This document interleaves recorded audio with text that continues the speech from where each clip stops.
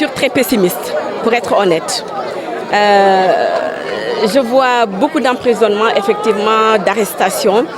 Et le dernier cas, en l'espèce, la garde à vue d'Ali Sow et de son épouse, après celle de l'épouse de Madiambal Diagne et de ses enfants. C'est triste et c'est pathétique d'en arriver là pour ce Sénégal d'Abdoulaye Wade, ce Sénégal de démocratie, de Macky Sall, d'Abdou Diouf, de Senghor. On ne devrait pas en arriver là. Mais on en est là, malheureusement. On le constate et on le dénonce avec la dernière énergie. Ce que je voudrais surtout attirer l'attention des uns et des autres. À ce stade où l'on est, il serait vraiment, à mon avis, dangereux de substituer la présomption d'innocence à la certitude de culpabilité.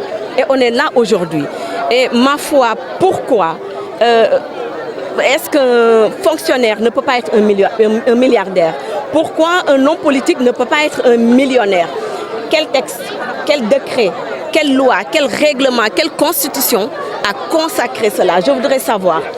Et c'est curieux. Et pourtant, il ne faudrait pas qu'on oublie qu'il y a deux anciens inspecteurs des impôts qui sont moins jeunes, moins compétents sans doute, et peut-être moins qualifiés qu'Ali Sow, qui sont aujourd'hui là. Et pourtant, l'un a récemment évalué ses biens à un peu plus de 500 millions de francs CFA, et l'autre est crédité d'être un milliardaire. D'accord? Et jusqu'à présent, on attend le démenti ou sa déclaration de patrimoine, ce qui n'arrive pas. Il faudrait qu'ils se mettent au travail, il est temps.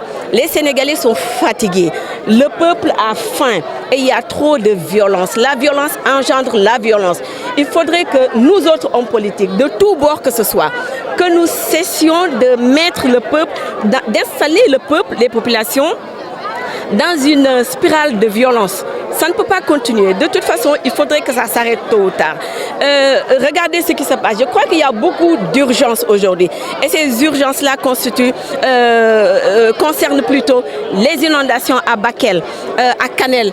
On a comme l'impression que ces deux localités sont coupées du Sénégal. On a comme l'impression qu'ils ne font pas partie du Sénégal. Ces gens sont abandonnés. Nous avons la rentrée des classes avec des inscriptions exorbitantes.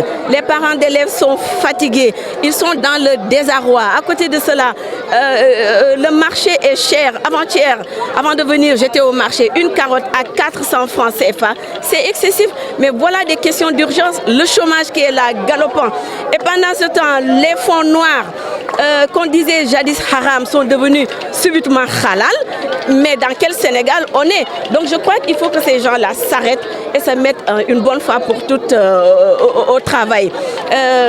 Il y a des comportements un tout petit peu bizarroïdes, qui rappellent à la limite Fantomas et Fioloc. Je crois que vous vous rappelez tout cela.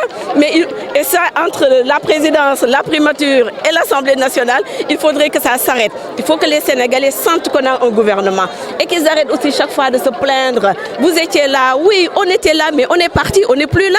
C'est vous qui êtes là à présent. Dafa jot liggéey leen ngir askan wi.